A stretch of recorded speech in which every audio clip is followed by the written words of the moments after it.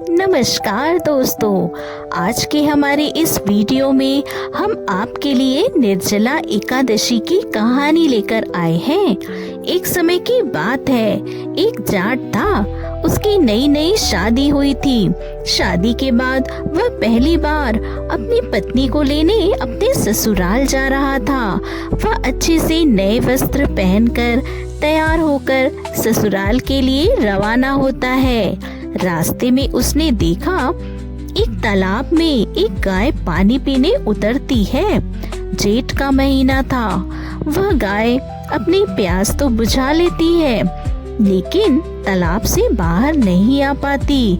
जाट को वहां देख गाय उससे बोली, अरे मुसाफिर, मुझे इस दलदल से बाहर निकाल दे। जाट बोला, अरे नहीं नहीं गाय माता, मेरे कपड़े गंदे हो जाएंगे।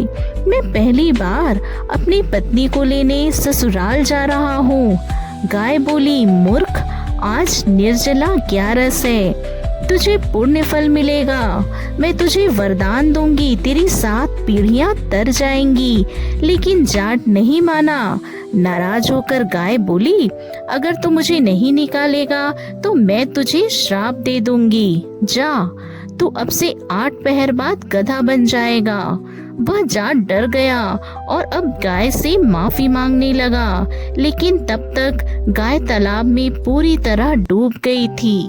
यह देख जाट उदास हो गया और उदास मन से ही वह ससुराल पहुंचा।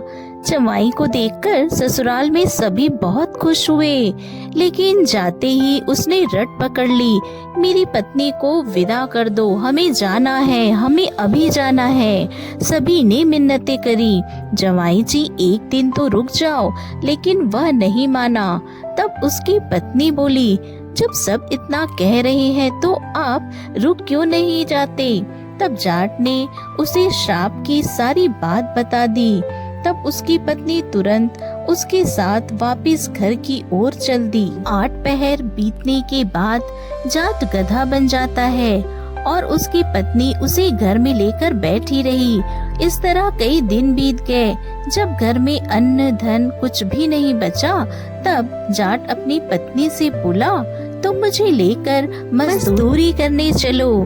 तब वह दोनों नगर के राजा के यहाँ मजदूरी करने पहुँचे। राजा के कुएं की खुदाई का काम चल रहा था। उसकी पत्नी अपने सर पर मिट्टी रखकर मिट्टी ढोती और सभी मजदूर उसे देखकर बोले, अरे बहन, जब तेरे पास गधा है तो इस पर बोझ रखकर क्यों नहीं ढोती? क्यों वह जो उठाती हो? पर वह कुछ नहीं बोली। दूर से राजा भी यह सब देख रहा था। एक दिन राजा ने पूछा, तुम्हारे पास गधा है तो तुम क्यों बोझ उठाती हो? तब वह बोली, महाराज, यह गधा नहीं है, मेरे पति हैं। इन पर गाय का श्राप लगा है। उसने राजा को सारी बात बता दी। राजा ने पंडित को बुलवाकर इसका हल पूछा। वह बोले, राजा जी, इसका एक ही हल है। जिस व्यक्ति ने अपने जीवन काल में 101 ग्यारस करी हो और उसका फल वह इस गधे को दे दे, तो यह मानव बन सकता है। राजा ने पूरी नगरी में ऐलान करवा दिया कि जिसने भी 101 ग्यारस करी है, अगर वह अपनी ग्यारस का फल दे देता है तो राजा उसे अपना आधा राज देंगे। लेकिन पूरी नगरी में कोई भी ऐसा नहीं था जिसने 101 ग्यारस करी हो। किसी ने 10, किसी ने 11 तो किसी ने 21 ग्यारस करी थी। तब एक बुढ़िया आई और बोली, राजा जी, मैंने पूरी 101 ग्यारस करी है। राजा बोला, तुम अपनी ग्यारस का फल इस गधे को दे दो, मैं तुम्हें मुंह मांगा वरदान दूंगा। बुढ़िया बोली, महाराज, मैं धन लेकर क्या करूंगी? मैं आज हूँ, कल नहीं। मैं 100 ग्यारस दे दूंगी, लेकिन एक निर्जला एकादशी को मैं अपने पास रखूंगी।